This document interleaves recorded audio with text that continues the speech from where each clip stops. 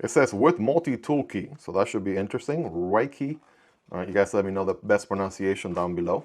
We have a handout. We have some more paperwork. This is the multi-tool key they're talking about. It's a nice little bonus. I'll take it. Why not?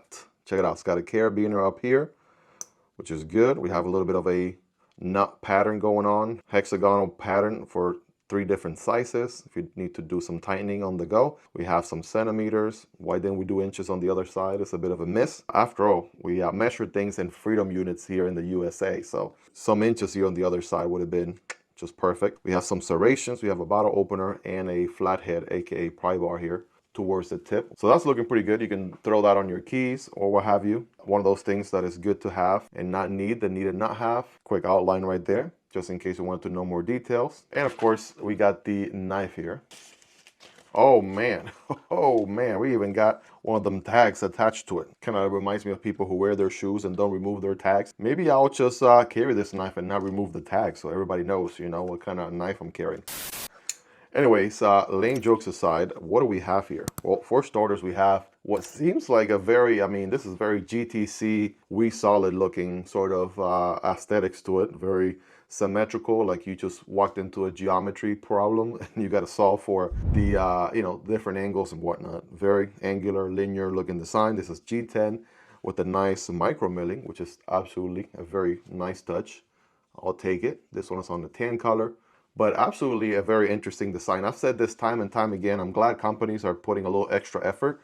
They're no longer doing the boring plain G10s like we saw for so many years in the past. Right now they're going a little above and beyond, and I absolutely appreciate them for it. We have recessed liners except back here. They do show a little bit with a matching tan G10 backspacer. We have that pocket clip about that deep in the pocket. It's not reversible, something to note there. Also kind of angled towards the top. That should be interesting. We'll check how it goes in a second. Got the blade, and it's going to be a mostly a back flipper with no jimping. So we'll see how that goes. No thumb studs on here. Probably a tactical design choice, but well, bam. All right, let's send it in, man. Here we go, ladies and gentlemen. The P138-W is the model on this one. We have 14C 28N steel. Everyone's favorite budget steel these days with the satin finish going on there and a flat grind. We have a little bit of a drop point blade or clip point blade with a tanto. So let's call it a tanto clip point with a dual flat grind zone. So this is going to be a flat grind here. And let me get you a closer look. This is going to be a flat grind towards the top as well. So you got some benefits, right? You could use a pokey tip for like puncturing tasks. Obviously you can use this nice corner here for drug cuts and utility cuts, kind of like a sheep's foot and a warning. So that's the benefit there of that. I'm going to set it down for a second so you guys can take a closer look. And don't yell at me in the comments. Miguel, you moved the knife around too much, man. Set it down. We want to see it in detail. Well, folks, enjoy this 4K definition right there. But yeah, it is going to be a liner lock. Okay. I mean, in all honesty, obviously a little bit of jimping would have helped. But as long as you run your finger along the handle, you should be all right.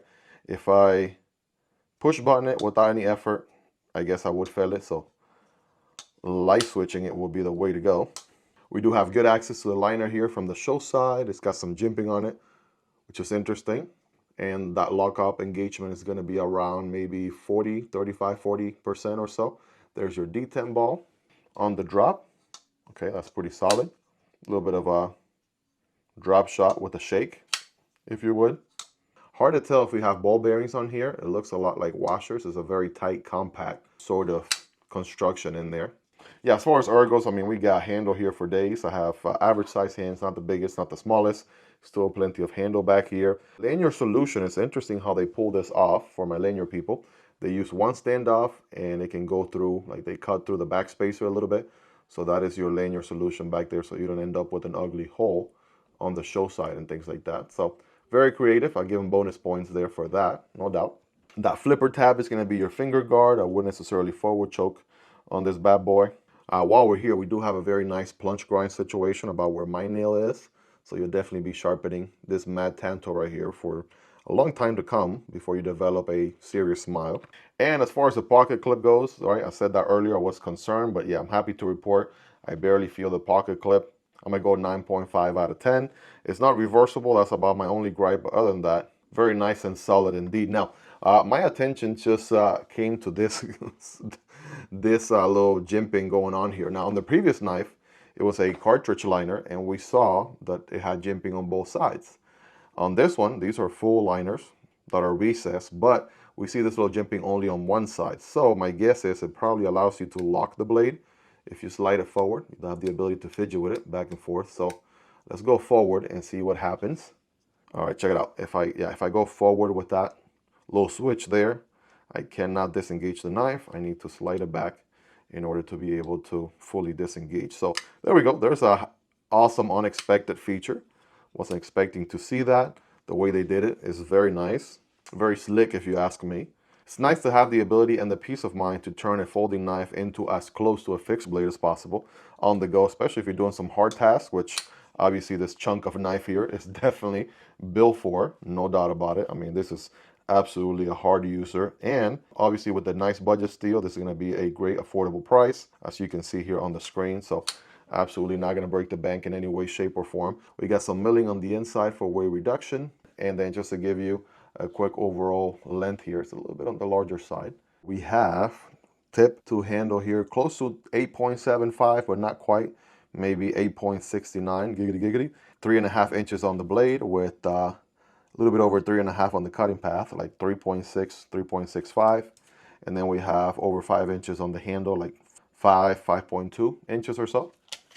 Making a great first impression. These knives, for some reason, even dating back to one of my all-time favorites, the P801, they are pretty heavy on the billboarding department. I don't know why they put that long string of numbers right there. Who is it actually benefiting? The 17W26 yada yada yada, right? It's like, I mean, if it was a Bitcoin wallet password or something, it would give me some Bitcoin. I mean, I wouldn't mind, but you definitely catch where I'm going with this. When I started my EDC journey, the P801 SF, also with 14C 28N steel and stainless steel aluminum handles, this one was one of my go-to best value for money. I was just getting started, looking to pick up some very recommendable knives, and this one absolutely did it. For years, it's been the go-to knife that you can recommend anyone who's barely getting started, and you know they're going to get a very solid knife indeed. It has bit me maybe like once or twice here and there, and I still hang on to it. I'm going to keep it for a long time to come because it reminds me a lot of my early days looking at budget knives, and I still pick up some budget knives here and there, but I always have great memories of the P801, and I'm happy to see RUIKE still innovating, still putting some newer models out there, and we are absolutely here for it.